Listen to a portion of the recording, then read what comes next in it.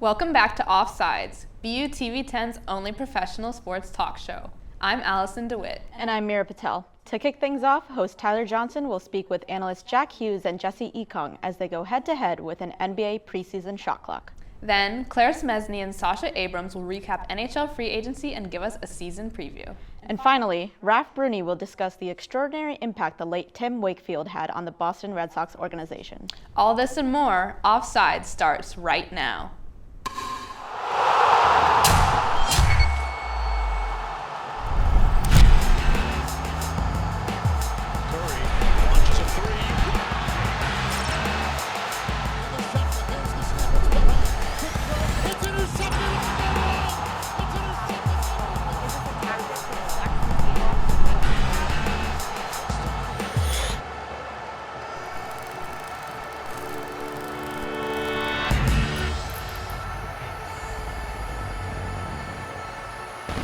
The NHL saw some interesting moves this summer.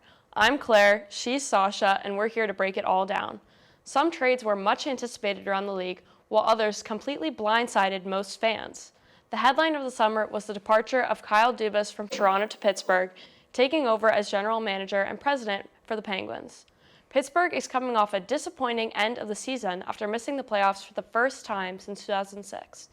This franchise is in win-now mode, and Dubas acted accordingly, acquiring league veteran and reigning Norris Trophy winner Erik Karlsson. Along with other aging league vets, Sidney Crosby and Evgeny Malkin, this team is looking to make one last championship push. Many are doubtful, though, as Pittsburgh extended off an injured Jari and could struggle with some shaky goaltending. Further up the coast, the Boston Bruins said goodbye to their captain and number one center, Patrice Bergeron. The future Bruins Hall of Famer retired after 19 seasons and was hoping to end his career with a championship, but the Bruins were ultimately upset by the Florida Panthers in the first round. Besides the loss of Bergeron, their second-line center, David Krejci, retired after 16 seasons, and wingers Taylor Hall, Nick Foligno, and Tyler Petruzzi, along with defenseman Dmitry Orlov, were all traded away in the offseason as well. Now the question is whether new captain Brad Marchand and the Bruins defense, led by Charlie McAvoy, can pull together a winning team. Looking at the up-and-comers, several high-talented rookies are worthy of keeping tabs on this season. The University of Michigan's Adam Fantilli is a strong power forward willing to get into the dirty areas, and paired with the likes of Johnny Gaudreau and Patrick Laine, the sky's the limit for him in the Blue Jackets.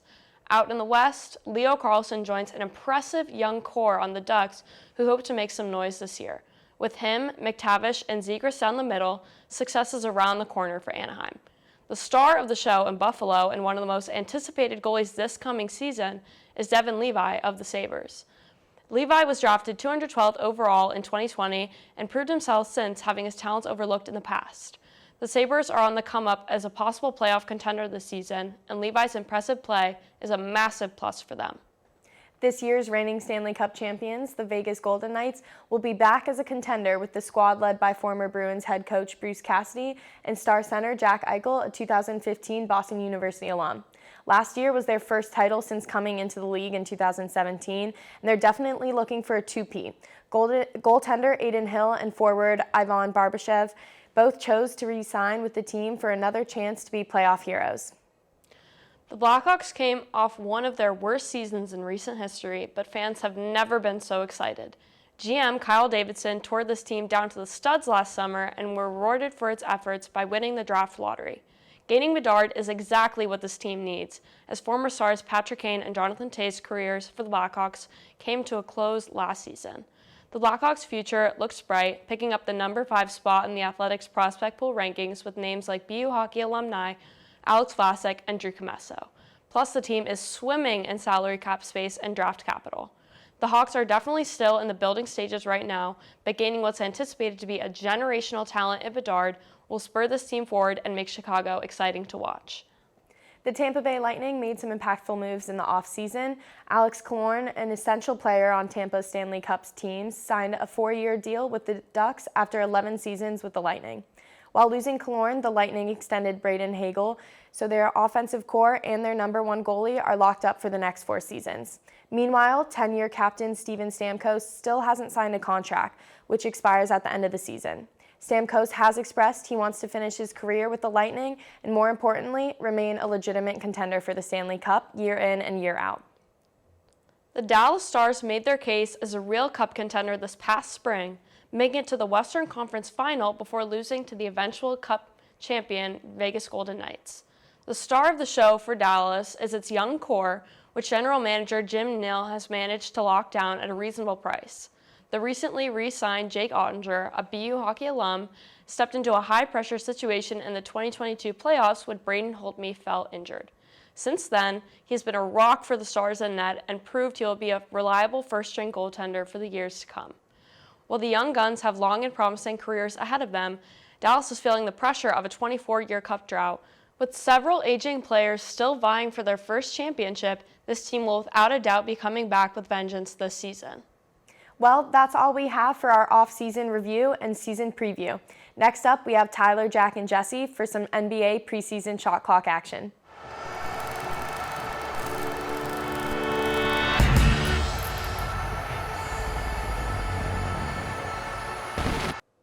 Welcome to our second edition of Shotclock this season. I'm Tyler Johnson. Today, analysts Jack Hughes and Jesse Ekong will go head-to-head as they discuss the upcoming NBA season. They will have 25 seconds to make their cases in each of the 5 rounds, with a point being awarded every round. Whoever has the most points at the end is deemed champion. So let's begin. Jack, who do you think were the winners in the offseason this summer? I'll make this one easy, Tyler. The Milwaukee Bucks added an all-NBA player and one of the best shooters of all time in Damian Lillard, all while giving up relatively little for a player of his caliber, and that trumps everything anyone else did in the offseason. Giannis and Dame complement each other perfectly, especially in the pick and roll. Losing Drew Holiday hurts, but the offensive pros far outweigh the defensive cons. After an embarrassment of a playoff run, the Celtics have done well to retool their roster. They have vastly improved their offensive talent with the addition of the versatile 7'3" big man Kristaps Porzingis, while vastly improving their defense by stealing Drew Holiday from their conference rival Milwaukee Bucks. They have constructed a two-headed monster on offense and defense with no weaknesses. The C's could dominate the NBA on the way to finally put up banner number 18. Both of you make some great points. However, I'm going to have to give this point to Jack. Porzingis and Holidays are great additions, but I just don't see them as the players to get the Celtics over the edge. So moving on, Jesse, which team takes the L for their offseason? The 76ers are an accursed franchise, doomed for eternal mediocrity. This offseason marks yet another summer where a superstar is demanding a trade in Philly. They screwed over James Harden by manipulating him into taking a pay cut and not trading him, and tipped off Joel Embiid with their constant incompetence, possibly leading to a trade request this season. And let's say in some fanatical universe there's a smidgen of a possibility that the Sixers can fix their train wreck of an offseason.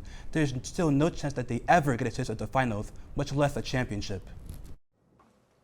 The 2023 Miami Heat were a once-in-a-blue-moon occurrence. It is very rare to see a team where half of the roster have full-on out-of-body experiences in the playoffs like the Heat did. They had one real chance to turn that team into a true contender by trading for Damian Lillard, and they missed out on it. Especially with the improvements in the rest of the East, I think it's fair to say the Heat are done contending with Jimmy Butler.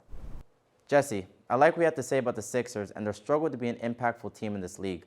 However, I'm going to have to give this point to Jack and the Miami Heat. Last year, more than ever, proved that this team needs another superstar alongside Jimmy Butler, as it was the 3rd conference finals appearance without a ring. Switching lanes to this season's dark horse, Jack, who do you got for me? I understand the Clippers have not had any kind of good luck in recent times or really any time. I know there are questions as to how stars like Kawhi Leonard will deal with the new load management rules.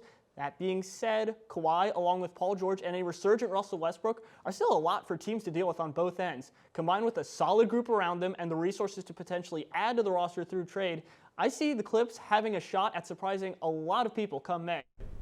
The Sacramento Kings finished 3rd in the Western Conference last season. They pushed the defending champion Golden State Warriors to 7 games in a thrilling first-round showdown during their first playoff appearance in 17 years.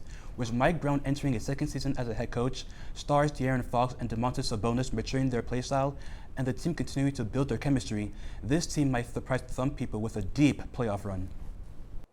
Interesting.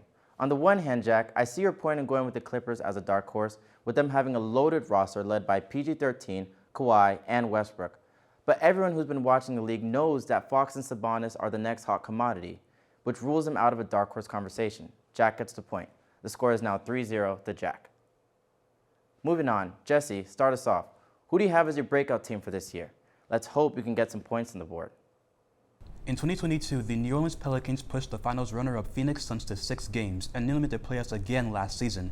They did all of this with their generational superstar Zion Williamson being injured for the most of the last 2 seasons. With him healthy and looking fitter than ever, this team is poised to break out and surprise a lot of people. The Thunder nearly made the playoffs last year despite being one of the youngest teams in the league by a good margin. Shai Gilgeous-Alexander is a superstar by every measure, and young guys like Josh Giddey and Jalen Williams have shown flashes of excellence that I'm confident they'll only improve on further. Add Chet Holmgren in the mix, and OKC can and will turn a lot of heads this season. You both make some great points, but I'm going to have to side with Jesse and the Pelicans. The Pelicans did pretty good last season despite not having their franchise player in Zion Williamson. With Tim healthy, the sky's the limit. Final question for you both. Who do you have as your top title contender for the upcoming NBA season? I'll actually go with the Phoenix Suns here. The addition of Bradley Beal piles on to the Suns' already great offense, and given the chemistry issues surrounding DeAndre Ayton, I see getting Jusuf Nurkic plus solid bench pieces as a huge net positive. There are questions about the point guard role, but Devin Booker has shown more versatility than many give him credit for in his time with Kentucky and Team USA, so I have little doubt that will be figured out in due time. The problem with Boston, Milwaukee, and Phoenix is that these are newly constructed teams that do not have the chemistry yet. The Denver Nuggets are the defending champions and play some of the most impressive basketball of the last few seasons because of their incredible chemistry. With Nikola Jokic being a 2-time MVP and primed to win another one this season, in addition to his co-star in Jamal Murray being poised to emerge as a superstar this season, this team is incredibly likely to become back-to-back champions. Jack, I agree with what you said about the Phoenix Suns and their loaded talent pool. But as we've seen in the past, a stacked roster does not equal a championship. I'm going to have to go with Jesse and the Denver Nuggets on this one. That leaves us with the final score of 3-2. And Jesse, you made up some points, but Jack is taking the win here. That's all for today's NBA preseason shot clock. Next, we'll turn to Raf to honor the life and legacy of Tim Wakefield.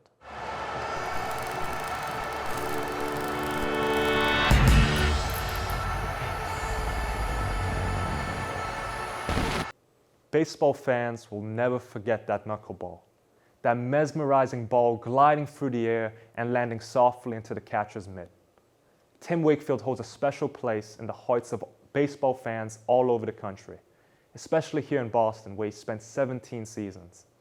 On October 1st, Tim Wakefield sadly passed away at the age of 57. Wakefield engraved a legacy on the baseball diamond that time will never wash away.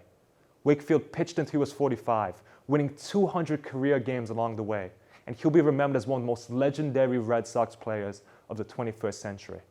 With Boston, Wakefield won 2 World Series titles, and he became the all-time leader in innings pitched by a Red Sox pitcher with 3,006. I could go on and on about all the achievements and accolades that Wakefield had to his name, but that would be doing him a disservice, because what he did on the diamond merely scratches the surface of what this man accomplished in his 57 years on this planet. Wakefield's kindness and spirit resounded throughout Boston, even outside those green walls of Fenway Park. Wakefield was a humanitarian who wanted to make a change in the everyday lives of people across the city, getting involved with countless Boston-based charities and nonprofit organizations. For example, Wakefield partnered with Boston's Franciscan Hospital for Children so young patients could come to Fenway and watch games and spend time with him. The Red Sox nominated Wakefield 8 times for the Berto Clemente Award, which he won in 2010. Wakefield was a man who was admired by everyone, his teammates, his coaches, and the fans. One thing I always admired about Wakefield was his unrelenting tenacity and his ability to always bounce back from failure. When he was drafted by the Pittsburgh Pirates as a first baseman in the 8th round of the 1988 draft, a scout told Wakefield that he would never make it past AA baseball as a position player due to his lackluster skill. So Wakefield worked hard to hone his knuckleball throwing technique, and he eventually became a phenomenal pitcher. During the 2003 ALCS between the Red Sox and the Yankees, Wakefield gave up a walk-off home run to Aaron Boone in Game 7, which tragically ended the Red Sox season. In the interview after the game, Wakefield apologized for his costly mistake. The next year, Wakefield's pitching helped Boston win its first World Series title since 1918. Then finally, in the last chapters of his life, Wakefield fought a courageous battle against brain cancer. Wakefield was a beacon of positivity and hope for the city of Boston. Most players could practice hours and hours and have all the talent in the world and still never match the player that Wakefield was. But most importantly, no one would have taken the time and heart to be the person and humanitarian that Wakefield was after Diamond. Rest in peace to a legend of the game whose name will ring through the walls of Fenway Park for eternity. Tim Wakefield, thank you for everything.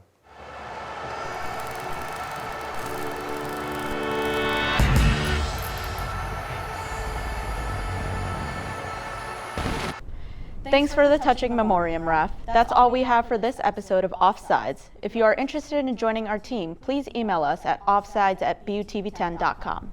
Also, be sure to like our Facebook page and follow us on Instagram and Twitter at Offsides10. On behalf of our entire cast and crew, thanks for watching and have a great night.